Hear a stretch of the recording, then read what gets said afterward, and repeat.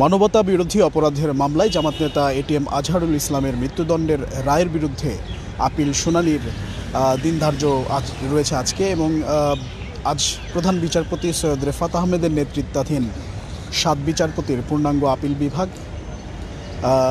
ফের এই শুনানিটি কিন্তু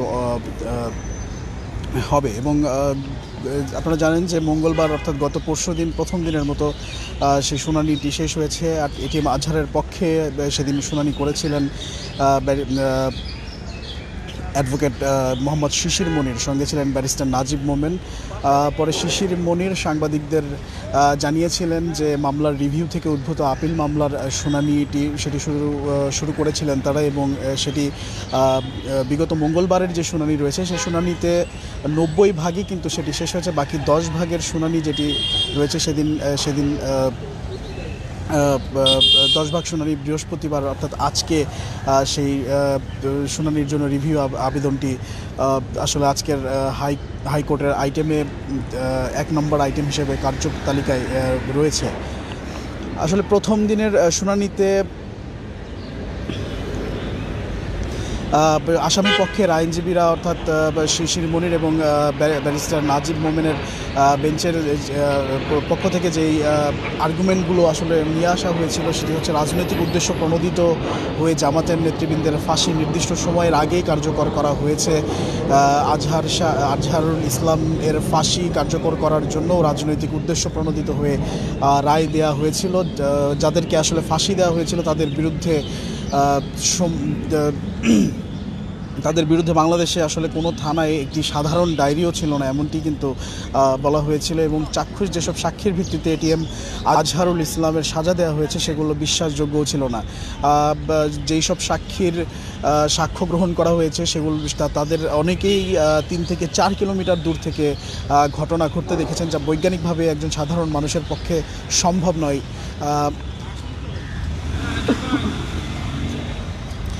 তো এই সব সাক্ষীর ভিত্তিতে ফাঁসি দেওয়াটা আইনত ঠিক হয়নি বলে আইনজীবীরা বলেছেন।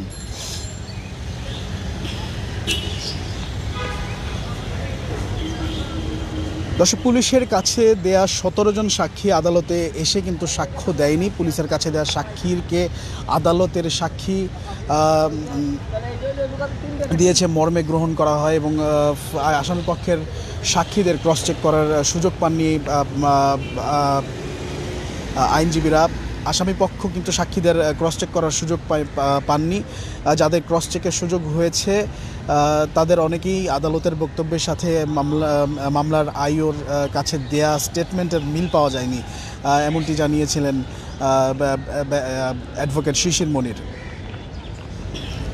একই সাথে 71-এ মুক্তিযুদ্ধ চলাকালীন রংপুর অঞ্চলে গণহত্যা, হত্যা, অপহরণ, ধর্ষণ, আটক, নির্যাতন ও গুরুতর জখম এবং বাড়িঘর লুণ্ঠন ও অগ্নিসংযোগের মতো 6টি মানবতা বিরোধী অপরাধের অভিযোগ আনা হয়েছে এটিএম আজহারুল ইসলামের বিরুদ্ধে। 2014 সালের 30শে ডিসেম্বর আন্তর্জাতিক অপরাধ ট্রাইব্যুনালে দেয়া রায়ে 2 নম্বর এবং 3 নম্বর এবং 4 নম্বর অভিযোগে তাকে ফাঁসির দণ্ডাদেশ দেয়া হয় এবং তিনি এটিএম আজহারুল ইসলাম তখন জামাতের সহকারী সেক্রেটারি জেনারেল ছিলেন। তাকে কিন্তু আমরা দেখেছি যে মগবাজার থেকেই কিন্তু তাকে গ্রেপ্তার করা হয়েছিল। এছাড়া আরও যে 5 নম্বর অভিযোগ রয়েছে নির্যাতন, ধর্ষণ সহ বিভিন্ন অমানবিক অপরাধের দায়ে 25 বছর এবং 6 নম্বর অভিযোগে নির্যাতনের দায়ে 5 বছরের কারাদণ্ডাদেশ দেওয়া হয়। ট্রাইব্যুনালের রায়ের বিরুদ্ধে আপিলের শুনানির পর 2019 সালের 31শে অক্টোবর মৃত্যুদণ্ড বহাল রেখে রায় ঘোষণা করেন তৎকালীন প্রধান বিচারপতি সৈয়দ মাহবুব হোসেনের নেতৃত্বাধীন 4 বিচারপতির আপিল বেঞ্চ। আপিল বিভাগের রায় 2, 3 এবং 4 নম্বর সংখ্যাগরিষ্ঠ মতের ভিত্তিতে এবং 6 নম্বর অভিযোগের দণ্ড বহাল রাখা হয় আর 5 নম্বর অভিযোগ থেকে তাকে খালাস দেওয়া হয়। ওই দিন আসলে আদালতে আসামি পক্ষে ছিলেন জ্যেষ্ঠ আইনজীবী প্রয়াত খন্দকার মাহবুব হোসেন, রাষ্ট্রপক্ষে ছিলেন প্রয়াত অ্যাটর্নি জেনারেল মাহবুবে আলম। যেই নব্বই ভাগ শুনানি কিন্তু গত মঙ্গলবার যে বেঞ্চটি বসেছিল সেই বেঞ্চে কিন্তু সেটি উপস্থাপন করা হয়ে গেছে এবং 10 ভাগ যে শুনানি যেটি আসলে বাকি রয়েছে সেই 10 ভাগ শুনানি কিন্তু আজকে হবে এবং ঠিক কিছুক্ষণের মধ্যেই কিন্তু সেই শুনানি বা সেই আদালতে সেই বেঞ্চ কিন্তু বসবেন এবং সেই শুনানিটি শুরু হবে এবং সম্ভাবনা থেকে যায়, তবুও আসলে নিশ্চিত রূপে বলা যায় না যে আজকের যেই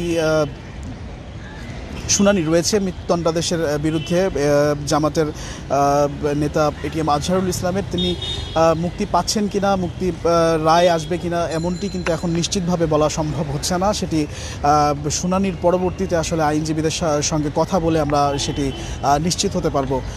দর্শক, আপনাদেরকে যুক্ত করেছি মানবজমিন লাইভ জুড়ে আমি সাথে ছিলাম এম পারভেজ।